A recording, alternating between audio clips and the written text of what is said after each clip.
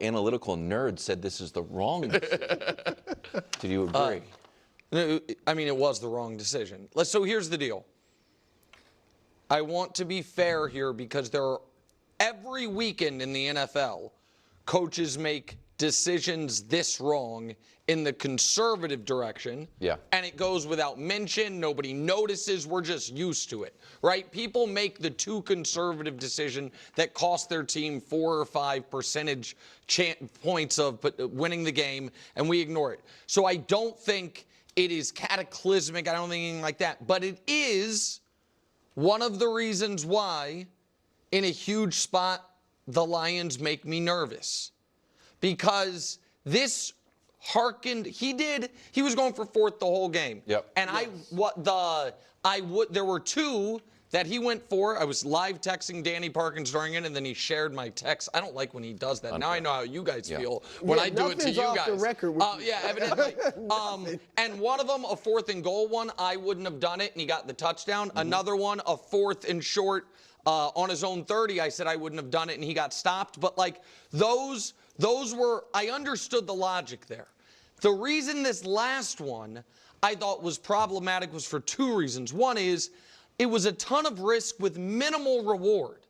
You were either, like, your entire reward was depriving the Packers of 30 seconds. That's all you were getting. Right. Because either way you're kicking the field goal. It's not that you think the field goal is more makeable 3 yards closer. That's all it is. It's just depriving the Packers of 35 seconds with a chance to tie it.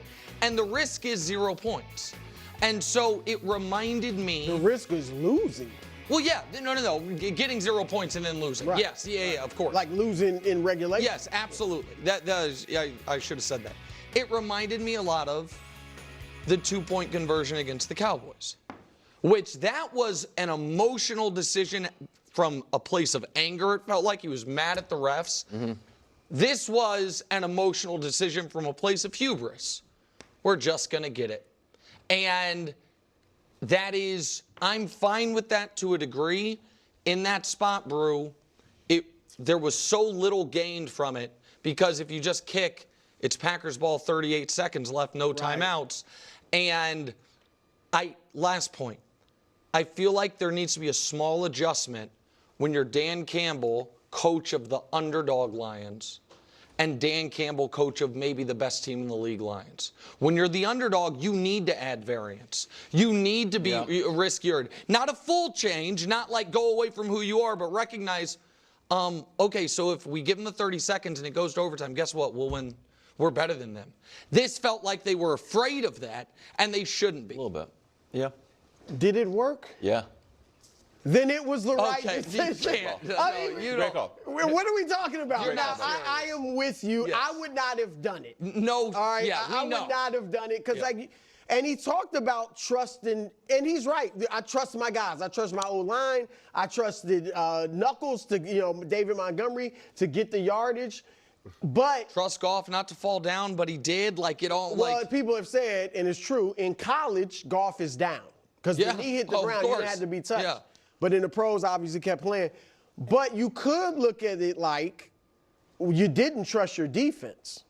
You trusted the offense, a little bit, but you didn't trust the defense. Like you said, 38 seconds. Now, they're not going to score. I mean, I shouldn't say they're not, but chances are they wouldn't have scored a touchdown. Correct. Right? If at best they get a field goal. So if you kick the field goal, at worst, your worst you get a case tie. scenario is But overtime. your chances are you got a good chance of keeping them from even getting 3. And so, I think he should have kicked it. And you mentioned the Dallas game last year where it cost them. I'll bring up the playoffs because remember, they were up 24-7 on San Francisco at halftime. All right, and then the second half, third and fourth quarters, they went for it 2 times on 4th down within San Francisco's 30-yard line and failed both times. The Niners got the ball and went down and scored touchdowns and obviously got back, won the game by 3.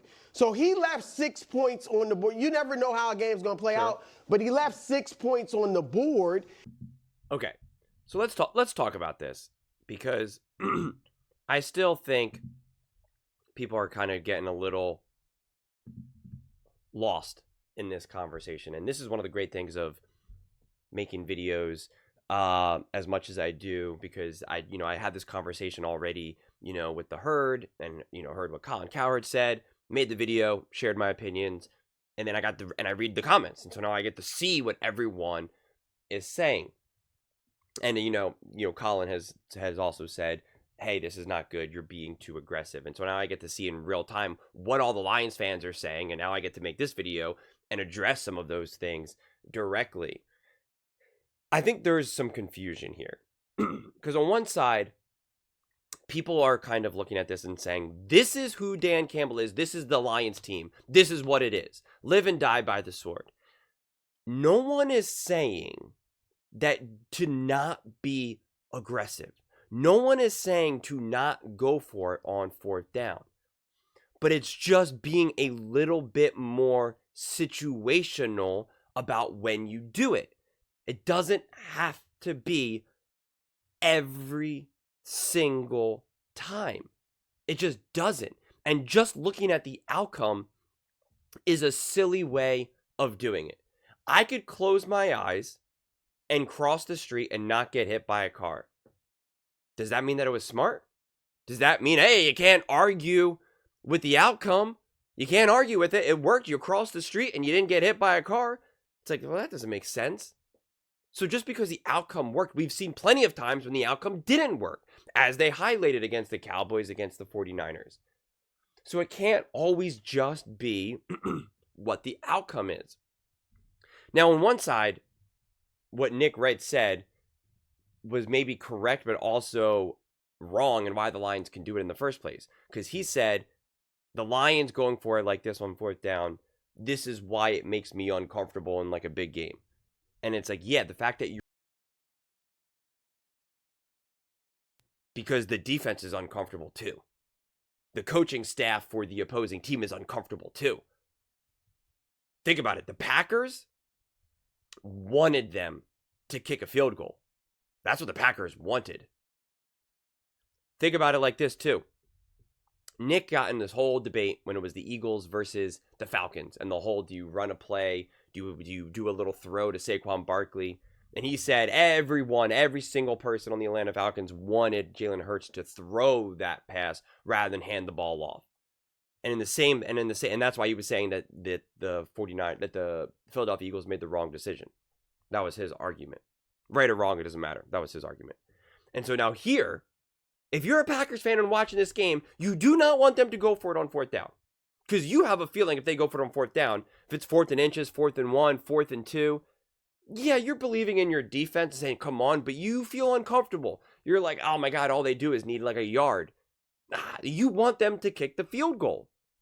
You do. And if you don't, you're lying to yourself. And so that's why the Lions do it. And then it also then kind of becomes this tolerance, this kind of exposure.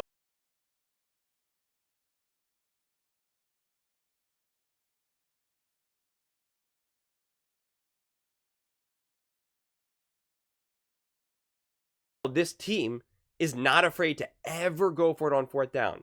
There's never any extra nerves of, ooh, it's 4th down, I'm scared. It's just another down for them.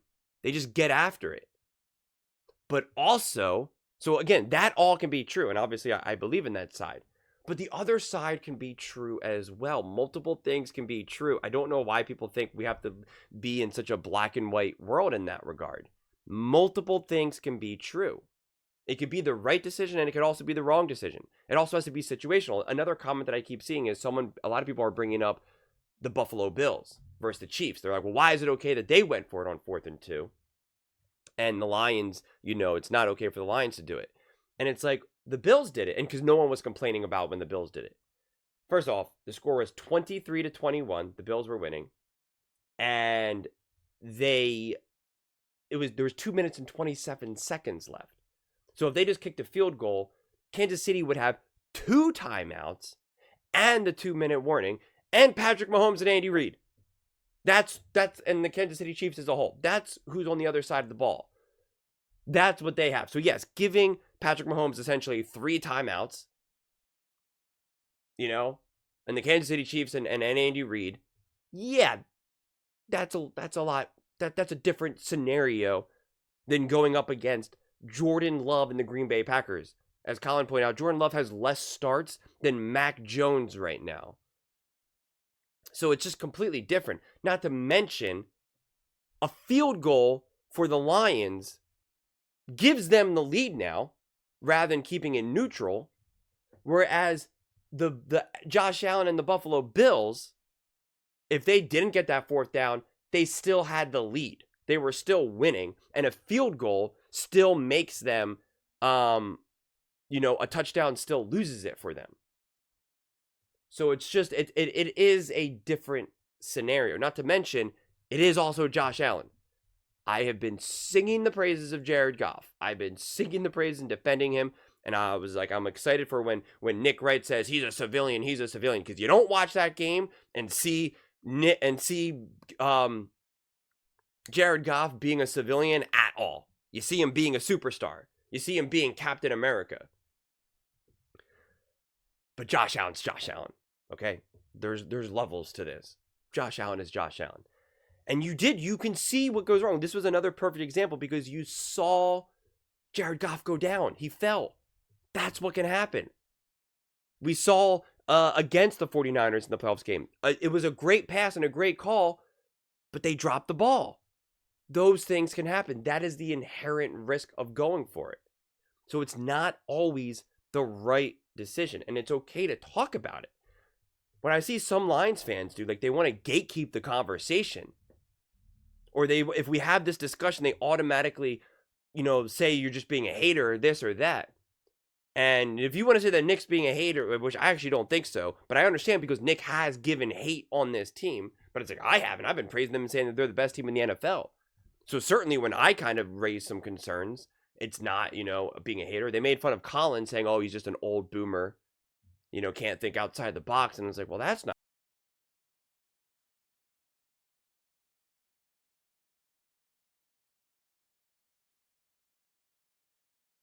Very aggressive moves. And honestly, some of his conservative moves has made him filthy rich. Has given him, his neighbor is literally Taylor Swift.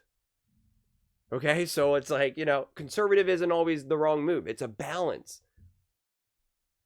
The best investors in the world, the richest people in the world, the most successful people of all time, both are aggressive and conservative. They take huge swings and make some wild investments. And they also invest in the most basic elementary stocks ever. Google, Apple, Microsoft, right? The blue chip ones that they know, yep, I'm going to make millions no matter what I do. And then they do the riskier type stuff. AI, Tesla, whatever it may be. But like the richest people in the world, they all own stock in Apple, Google, Microsoft. Like it's just like investing 101. They invest in like the S&P as a whole, not just all these individual startups. So again, it's balance. When you're balanced, that's what makes you the most threatening. So what I knew Detroit Lions fans were going to push back at this discussion. That's why I'm trying my best to have it from like all the angles and more of like a top down. I'm not coming in here hard saying this was the wrong move. This was so dumb. Like it's just a discussion, and it's okay to have these discussions. We do have it, and I think it is a great point what Nick pointed out as well, which also gives credit to him kind of calling it out because he's saying, listen, a lot of coaches make the wrong decision that we never talk about in the conservative side of things. We only talk about it when it's aggressive. And especially when it's aggressive and it doesn't work. And so I think that is a valid point from Nick. But yeah, this is what makes football so undefeated, because even when the Lions win and you get a big call like this, it still gives us something to talk about for days, weeks even. And it's why football is undefeated, because like in basketball, Steph Curry makes a three, when they're tied and they to win the game. No one's like, should have Steph taken the three? They only needed a two. They only needed a layup. Isn't a layup just as good as a mid-range jumper? Like, it's like no one talks about it like that. So it's like that's what makes football honestly just the best. But those are just my thoughts. I'd absolutely love to hear yours. What do you guys all think about the Detroit Lions and Dan Campbell's aggressiveness? Let me know in the comments below. I read every single comment, so whether you agree with me or disagree with me, either way, let's get in some discussions, let's get in some fights, but ultimately, let's just have some fun. And please do consider subscribing. We are building an amazing community here, and I absolutely love to see you part of it. I want to build something that we all genuinely feel connected to, something that we're really excited to be part of. I think we're well on our way to doing it. And please don't forget to give this video a thumbs up, as it really does help with the visibility and the algorithm. Thank you so much, and see you next time.